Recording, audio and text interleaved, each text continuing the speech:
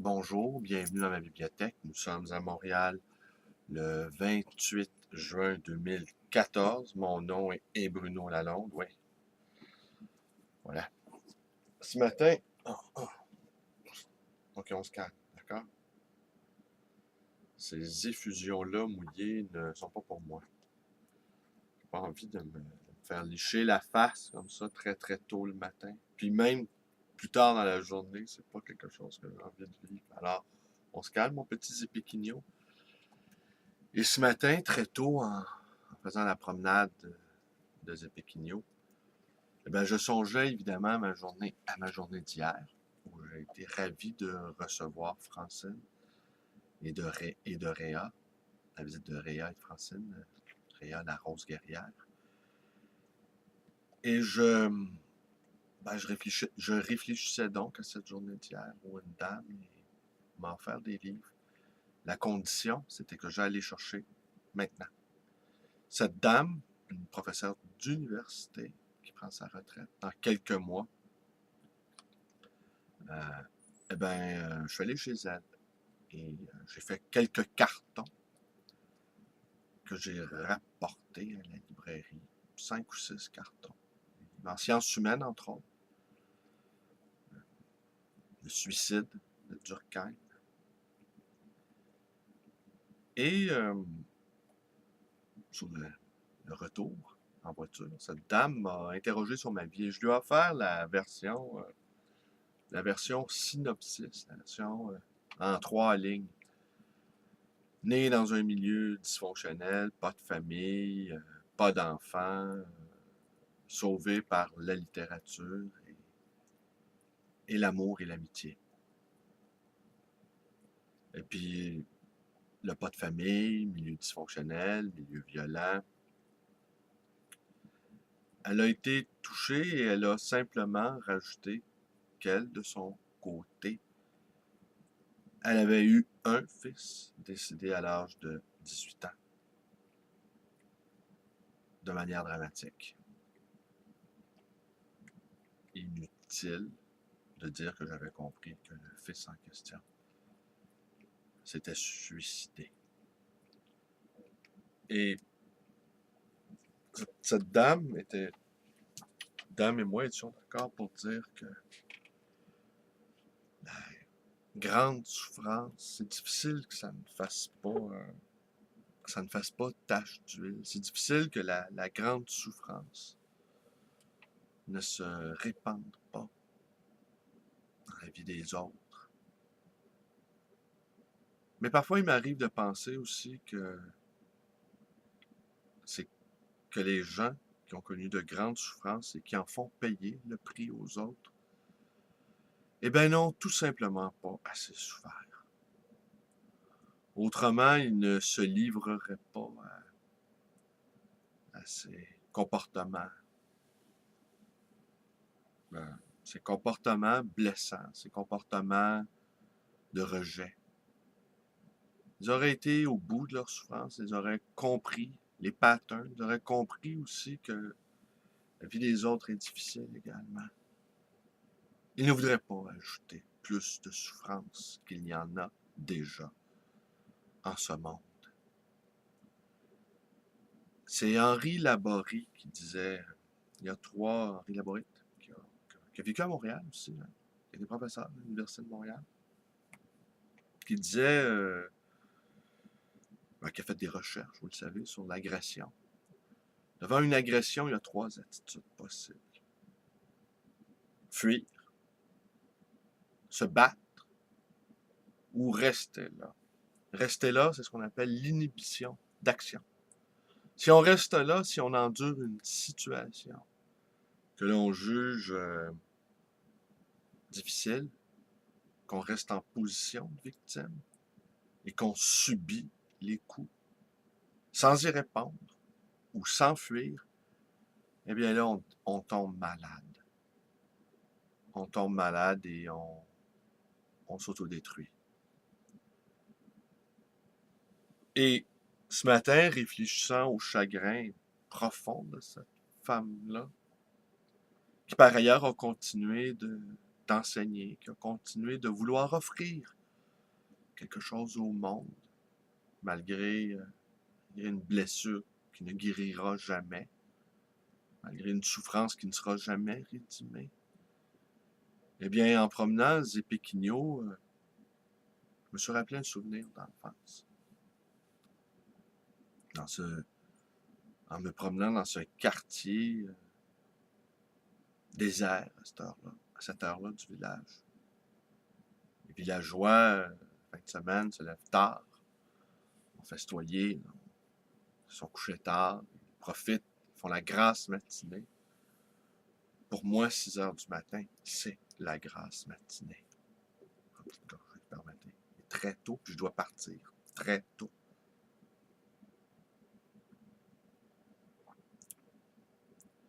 Je bois du Nescafé. Ouais. Je bois pas du bon café. Je bois du Nescafé, du café instantané. Très exactement la même marque que buvait ma grand-mère. Et je vous dirais que chaque tasse que je bois le matin, eh bien, ravive le lien que j'ai conservé avec ma grand-mère, qui m'habite depuis son décès déjà en 2008. Alors, je me remémorais ce souvenir où, dans ce foutu quartier, justement, où je me suis fait battre à plusieurs reprises. Je ne vous raconterai pas ici toutes les fois où, comme on dit en québécois, j'ai mangé une volée. Mais sachez que sur une période de 10 ans à peu près, 8 ans, j'ai dû être victime d'une bonne douzaine d'agressions, dont certaines assez rudes.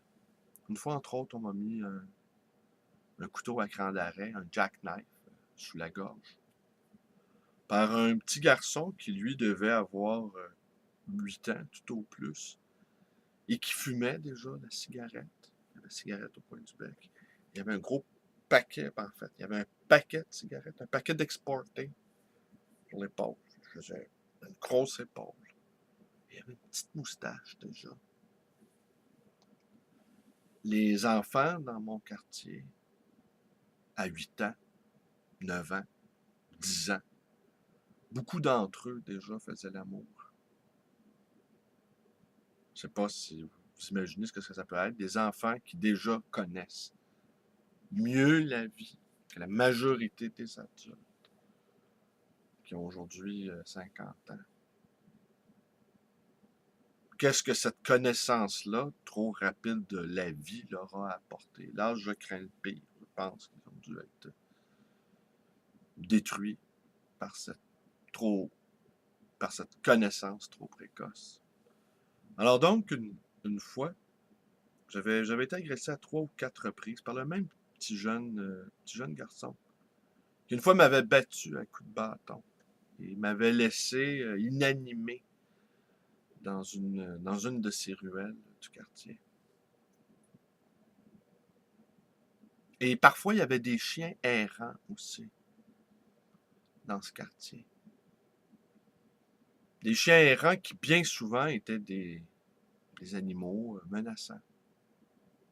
Des animaux devenus fous parce que, justement, on les avait battus, ils n'avaient pas su répliquer et ben, ils étaient devenus des menaces. Alors, donc, j'empruntais une ruelle dans laquelle j'avais l'habitude de jouer et je vois, à l'autre bout de la ruelle, le fameux petit jeune homme qui m'avait déjà battu à coups de bâton.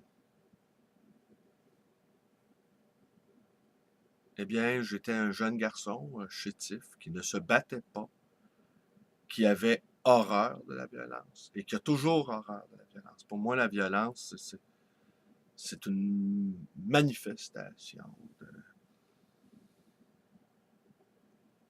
d'un profond handicap mental, je dirais. Je comprends aujourd'hui, évidemment, que notre société est maintenue dans la violence, maintenue dans la violence de tous les ordres possibles, qu'ils soient symboliques, psychologiques ou coercitifs. L'usage de la force maintient les choses en état. Je comprends ça. Alors donc, j'ai vu ce petit garçon-là. Et là, je n'ai pas fui. J'ai préféré l'affronter. Alors, je l'ai vu de loin, s'avançant vers moi. Et plutôt que de prendre la fuite, je me suis engagé dans la ruelle.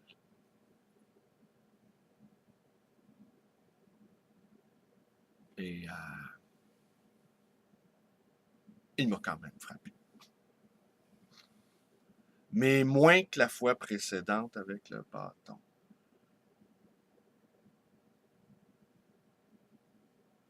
Il ne faut pas fuir devant la violence des autres.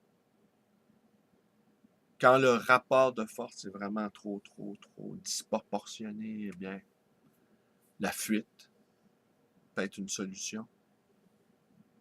Mais de rester là, à subir la violence, n'est jamais une option pour quiconque, peu importe la situation.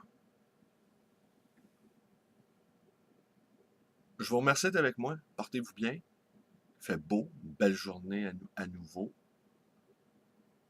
On ne reste pas là. On fuit ou on se bat. Mais il ne faut jamais rester là. Ça, c'est la pire des options. On affronte l'adversaire. Ou si l'adversaire est trop fort, on prend nos jambes à notre cou et on dégage.